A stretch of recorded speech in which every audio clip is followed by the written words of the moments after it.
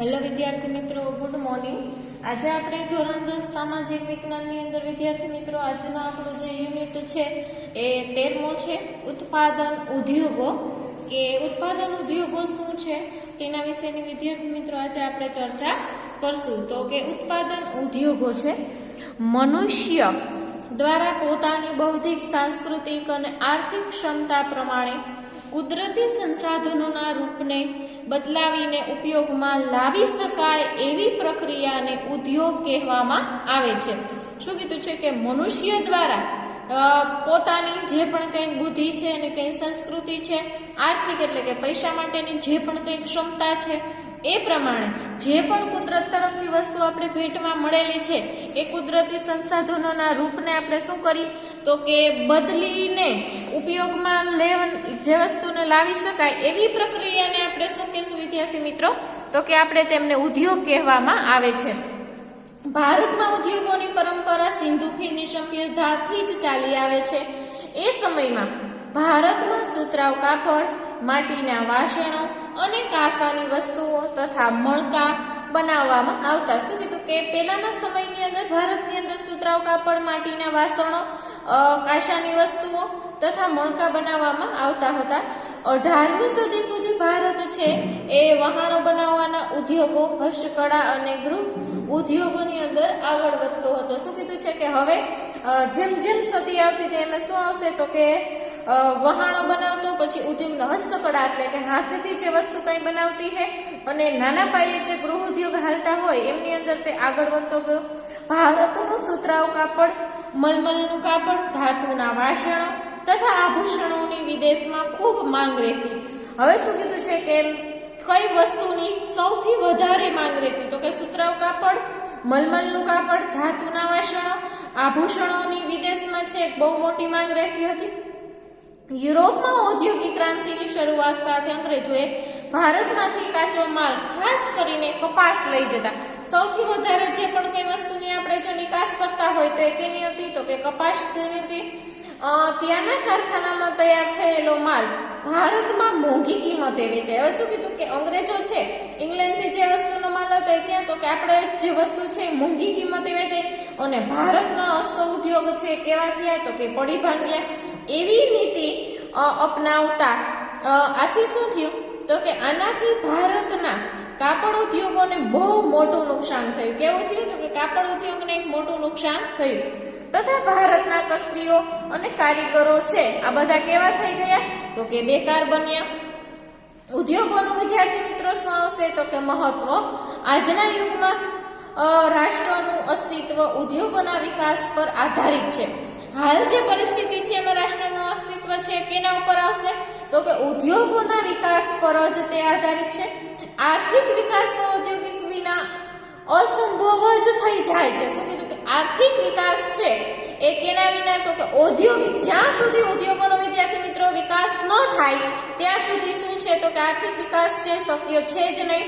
જે દેશનો ઔદ્યોગિક દ્રષ્ટિએ જેટલો વધારે વિકાસ પામ્યા છે તેની અર્થવ્યવસ્થા એટલી જ મજબૂત બની છે। યુએસએ, રશિયા, જાપાન, દક્ષિણ કોરિયા જેવા દેશો પોતાના ઔદ્યોગિક વિકાસના પાયા પર જ સમૃદ્ધ અને વિકસિત રાષ્ટ્રો બન્યા છે। હવે શું કીધું છે કે અર્થવ્યવસ્થા એટલી મજબૂત છે કે યુએસ, રશિયા, જાપાન, દક્ષિણ કોરિયા છે આ બધા છે ઔદ્યોગિક વિકાસના પાયા પર પોતાની રીતે જે તે રાષ્ટ્રો છે બધા વિકસિત બન્યા છે। જે દેશોમાં ઉદ્યોગોનો વિકાસ થયો નથી અથવા ઓછો થયો છે તે કુદરતી સંસાધનોનો ઉપયોગ છે એ ઉદ્યોગોના કાચા માલ તરીકે કરી શકતા નથી।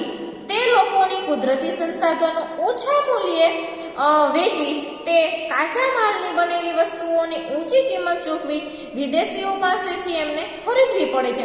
હવે શું કીધું કે કુદરતી સંસાધનોનો કેવા આવશે તો કે ઊંચા મૂલ્યે એને વેચી તે જ કાચા માલની બનેલી વસ્તુઓને શું કરશે તો કે ઊંચી કિંમત ચૂકવી અને વિદેશી પાસેથી એને ખરીદવી પડે છે। ભારતમાં સમગ્ર રાષ્ટ્રીય ઉત્પાદનના ઉદ્યોગોનો 29% ફાળો છે। શું કીધું કે સમગ્ર ઓલાની અંદર એનો કેટલો ફાળો આવશે તો 29% એમનો ફાળો છે।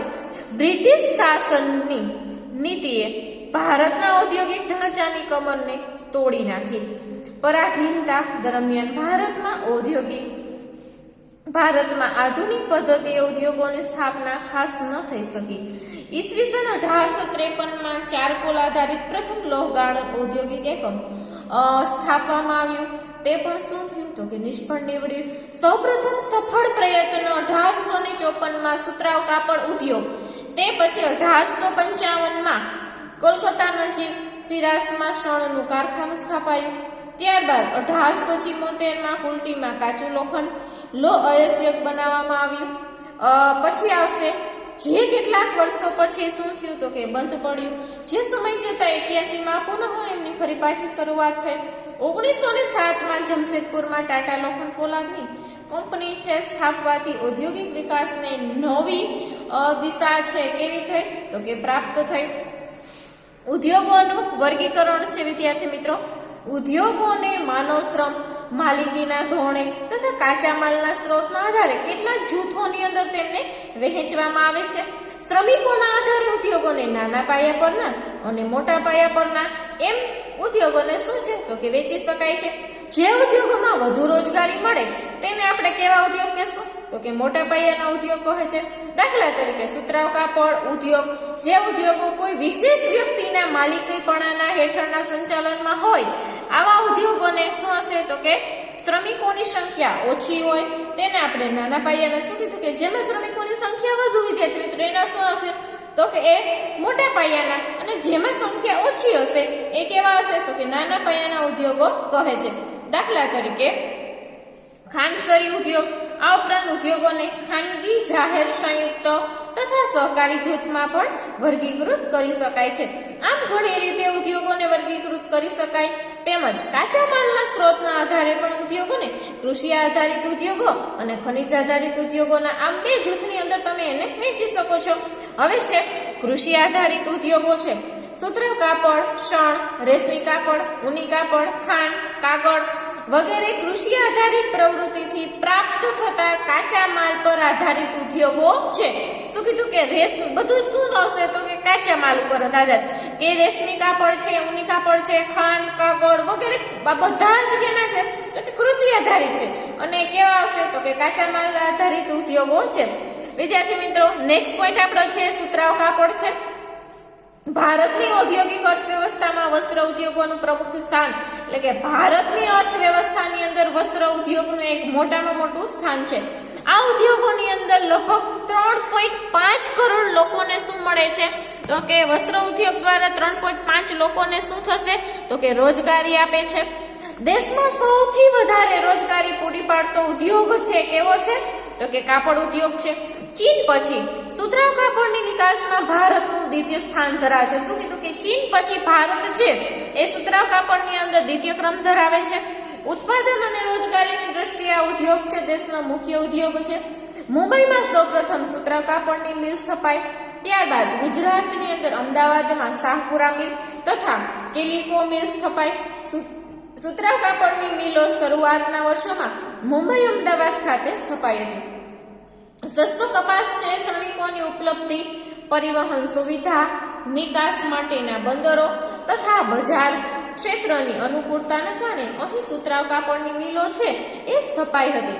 આજે તો સુતરાઉ કાપડની મિલો છે દેશમાં લગભગ 100 નગરોમાં આવેલી છે. શું કીધું કે હાલની જે પરિસ્થિતિ છે એમાં શું છે તો કે સુતરાઉ કાપડની મિલો છે કેટલા તો કે 100 નગરોમાં આવેલી છે. વર્તમાન સમયમાં મુંબઈ, અમદાવાદ, ભવંડી, સોલાપુર, કોલ્હાપુર, નાગપુર, ઇન્દોર અને ઉજ્જૈન સુતરાઉ કાપડ ઉદ્યોગોનું કેવું છે તો કે મુખ્ય અને પરંપરાગત કેન્દ્ર છે. મહારાષ્ટ્રના મુંબઈમાં વધુ સુતરાઉ કાપડની મિલો છે, જેથી તેને સુતરાઉ કાપડનું વિશ્વ મહાનગર કહે છે. આ ઉપરાંત પુણે, કોલ્હાપુર, ઔરંગાબાદ પછી જલગામ જેવા શહેરોમાં પણ આ ઉદ્યોગો છે એ સ્થપાયા છે. ગુજરાતમાં અમદાવાદને પૂર્વનું માન્ચેસ્ટર તથા ડેનન સિટી ઓફ ઇન્ડિયા પણ કહે છે. આ ઉપરાંત વડોદરા, કલોલ, ભરૂચ, સુરત, પોરબંદર, ભાવનગર, રાજકોટ વગેરે શહેરોમાં પણ આનો શું છે તો કે સમાવેશ થાય છે. તમિલનાડુમાં કોઈમ્બતુર મુખ્ય કેન્દ્ર છે. ચેન્નઈ અને મદુરાઈ વગેરે કેન્દ્રોની અંદર પણ શું છે તો કે સુતરાઉ કાપડનો સમાવેશ થાય છે. ઉત્તર પ્રદેશમાં કાનપુર, ઇટાવા, આગ્રા, લખનઉ વગેરે મુખ્ય કેન્દ્રો છે. મુખ્ય પ્રદેશમાં ઇન્દોર, ગ્વાલિયર, ઉજ્જૈન અને દેવાસ આ ઉદ્યોગોના મુખ્ય કેન્દ્રો છે. પશ્ચિમ બંગાળમાં કોલકાતા, હાવડા, મુર્શિદાબાદ વગેરે પ્રમુખ કેન્દ્રો છે. રાજસ્થાન, પંજાબ, હરિયાણા વગેરે રાજ્યોમાં પણ સૂત્ર કાપડનો ઉદ્યોગ છે એ ખૂબ વિકસ્યો છે. આ ઉદ્યોગોના વિકેન્દ્રીકરણમાં નોંધપાત્ર યોગદાન કરનાર પરિબળોમાં વ્યાપક બજાર ક્ષેત્ર, પરિવહન, બેંક તથા વિદ્યુતની સુવિધા છે. આજે કાપડ ઉદ્યોગ ઉત્તમ પ્રકારના કપાસની અછત, જૂના યંત્રોનો વપરાશ, અનિયમિત વિદ્યુત પુરવઠો, કૃત્રિમ રેશમ કાપડની સ્પર્ધા તથા વૈશ્વિક બજારમાં તીવ્ર સ્પર્ધાનો આજે શું છે તો કે સામનો કરી રહ્યો છે. Bharat, Russia, United Kingdom, USA, Sudan, Nepal, Australia, France, દક્ષિણ આફ્રિકા વગેરે દેશોની અંદર સુતરાઉ કાપડની નિકાસ છે એ કરે છે. હવે છે શણના કાપડનો ઉદ્યોગ. શણ એ બીજા ક્રમે આવતો ભારતનો મુખ્ય ઉદ્યોગ છે અને શણથી બનેલી ચીજ વસ્તુઓના ઉત્પાદનમાં ભારતનું સ્થાન છે કેવું છે તો કે પ્રથમ છે. શણની નિકાસની અંદર બાંગ્લાદેશ પછી વિશ્વમાં બીજા ક્રમે ભારતનો છે. દેશમાં શણ છે એ કુલ ઉત્પાદનની અંદર બંગાળ લગભગ 80%, આંધ્રપ્રદેશ લગભગ 10% અને બાકીનું બિહાર, ઉત્તર પ્રદેશ, મધ્યપ્રદેશ, ઓડિશા, અસમ, ત્રિપુરા બધું જ છે શું કરશે તો કે શણનું ઉત્પાદન થાય છે. શણને સંશોધિત કરવા પુષ્કળ પાણીની જરૂર પડે છે. શું કીધું કે શણને ઉત્પાદન કરવા માટે કેવી છે તો કે પાણીની પુષ્કળ જરૂર પડે છે. તેથી મોટા ભાગની મિલો છે હુગલી નદીના કિનારે આવેલી છે. સસ્તો માનવ શ્રમ, બેંક, વીમા સુવિધા, નિકાસ માટે બંદરોની સગવડના કારણે પશ્ચિમ બંગાળમાં આ ઉદ્યોગ છે એ શું છે તો કે કેન્દ્રિત થયો છે. આજે વિવિધ ચીજ વસ્તુઓ પેકિંગમાં અન્ય વિકલ્પોના કારણે શણની માંગમાં ઘણો બધો ઘટાડો થયો છે. વધુ ઉત્પાદન ખર્ચ તથા આંતરરાષ્ટ્રીય બજારમાં શણની ઘટતી જતી માંગ જેવી સમસ્યાઓનો સામનો છે આજે શણ ઉદ્યોગ છે એ કરી રહ્યો છે. હવે છે વિદ્યાર્થી મિત્રો રેશમી કાપડ. ભારતમાં રેશમી કાપડના ઉત્પાદનની જે સુંદર પરંપરા રહી છે. ચીન પછી રેશમ ઉત્પાદન કરતો દ્વિતીય ક્રમ ધરાવતો દેશ છે એ કયો છે તો કે ભારત છે. ભારતમાં 4 પ્રકારના રેશમનું ઉત્પાદન થાય છે: સેતુર, ઈરી, ટસર તથા મૂંગા. આ 4 પ્રકારનું શું છે તો કે તેમાં ઉત્પાદન થાય છે. વર્તમાન સમયમાં ભારતમાં 300 જેટલી રેશમી કાપડ વણવાની મિલો આવે છે. કર્ણાટક, મધ્યપ્રદેશ, પશ્ચિમ બંગાળ, તમિલનાડુ, પંજાબ, જમ્મુ કાશ્મીર કાચું રેશમ છે તૈયાર કરનારા આ બધા શું છે તો કે એના મુખ્ય રાજ્યો છે. રેશમી વસ્તુઓની નિકાસ છે યુરોપ, આફ્રિકા, મધ્ય પૂર્વના દેશોમાં મોટા ભાગે થાય છે. આ ઉપરાંત Germany, Singapore, US, Kuwait, Malaysia અને રશિયા વગેરે દેશોમાં પણ શું છે તો કે નિકાસ તો થાય જ છે. આંતરરાષ્ટ્રીય એટલે કે બીજા દેશના બજારમાં ભારતીય રેશમ અને ચીનની તીવ્ર સ્પર્ધાનો આજે અનુભવ કરવો પડે છે.